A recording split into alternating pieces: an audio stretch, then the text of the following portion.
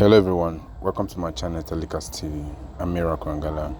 You're watching a conversation about Kwankwaso speaking to his people, his faithful people, saying Governor Yusuf betrayed him, and for him to betray him, he will not succeed. Speaking to his supporters, he said, nobody who has ever betrayed him succeed.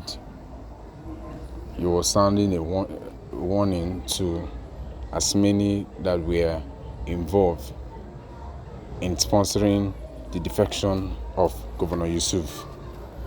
Also, in Arise TV, El-Rufai spoke about the dangers of godfatherism, how it has affected Nigeria badly, and brought us to a standstill, just like the case of Rivers State.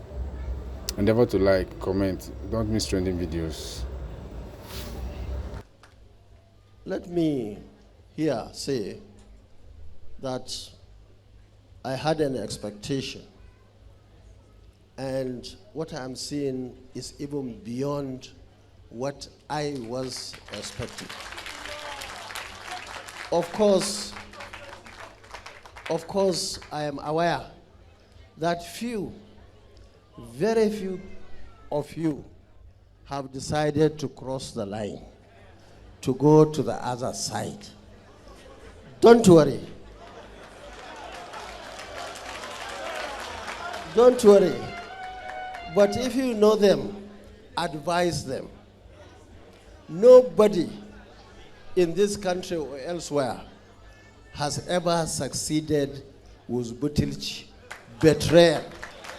It doesn't work that way. And if you are in doubt, look at our history, even though small, from 1999 to date.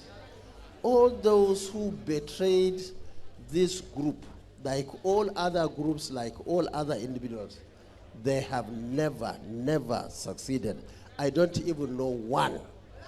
They may succeed temporarily. Day one, day two, day three, year one, year two.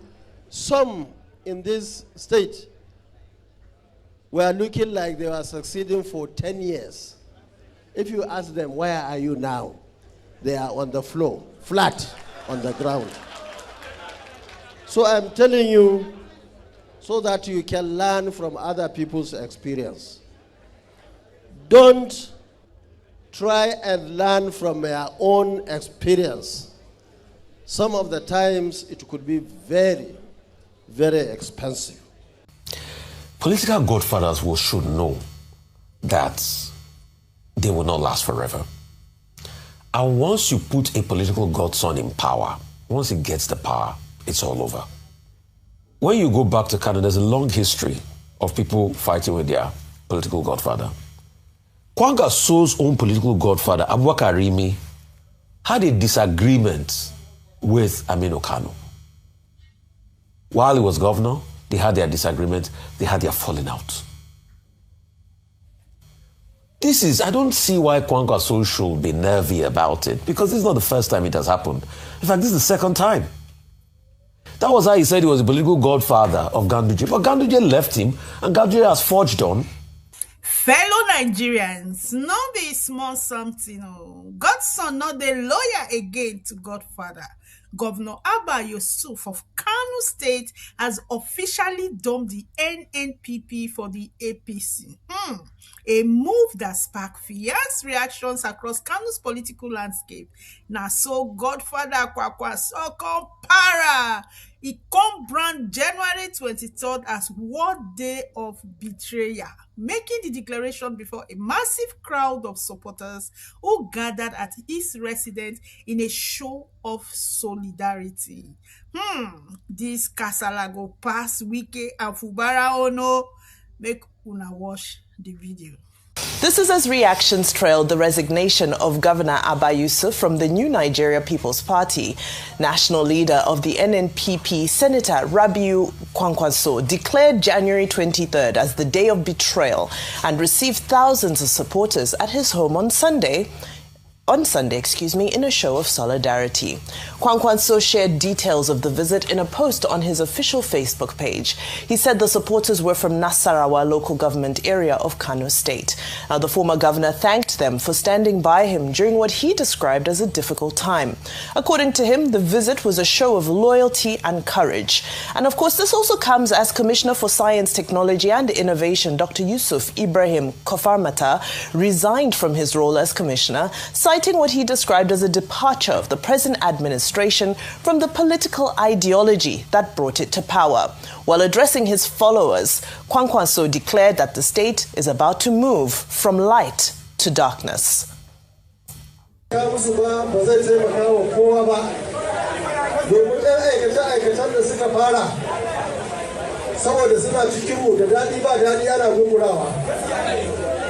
Amma yanzu za a koma gurin da sai dai a sinke hajiya dan.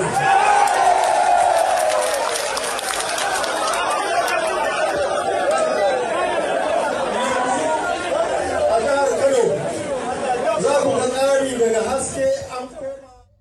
All right, well, he did speak in English in another video where he did say that the state is moving from light to darkness. Now, as social media users reacted to developments in the state, a video from the 2023 gubernatorial election has surfaced depicting how Kwankwaso and his supporters held vigil at the INEC headquarters in a bid to protect the NNPP votes after the election. So they can be seen breaking to hold prayers as they watch over the collation process, which would have started later. But you can see this was led by Kwankwaso and his followers at the gubernatorial election. He's there as well, and several other notable individuals. So mixed reactions coming in. Some people are behind Kwankwaso, saying, well, look at the huge sacrifice he made. He stayed up all night to protect the vote. And other people are saying, well, if you support Kwankwaso, how can you not support Nyesom Wike? Some of the thoughts. Rufai. Okay. See, the truth is this. Political godfathers should know that they will not last forever. And once you put a political godson in power, once he gets the power, it's all over. Like I said, it's not everybody that will be Ododo. And I said that for a reason. Because it's probably Ododo. I have not heard him have any squabble with his political leader, Yaya Bello. I don't know how they do it, but they do it so well. Secondly, when you go back to Kano, there's a long history of people fighting with their political godfather. Kwankwaso's own political godfather, Abubakar Rimi, had a disagreement with Aminu Kano. While he was governor, they had their disagreement, they had their falling out. I don't see why Kwankwaso should be nervy about it, because this is not the first time it has happened. In fact, this is the second time. That was how he said he was a political godfather of Ganduje. But Ganduje left him, and Ganduje has forged on. Ganduje has also had his own political son in Ganua that tried running. There was the opposing candidate to this governor in the last election. So why is Kwankwaso feeling frenetic about it? It's the game. Once you give your political godson power, there is no how he will want to find his path for himself. And that is what is happening. And it's a message to all political godfathers out there that think that they are all in all. Before you became a political godfather, you were subservient to somebody. So there's no big deal about it. For me, the challenge is just the reason at which they are saying they want to align with the center, and didn't they know all of this before? Is when the fight side, they say, oh, they didn't allow me to appoint commissioner and appoint this and all of that. I think for Kwankwaso, the best is, if he still owns the NNPP, now he should start looking for another political godson that he will throw into the election to fight against this person that is there. At least he looked for somebody, he supported somebody to be able to fight against Ganduje in the 2019 elections, if my memory serves me right. Abi? So let's stop deceiving ourselves. There's nothing too emotional about it. And let me make the final point, Vibai. Plus, the political father and the political godson, they don't care about you and I, the Nigerian people.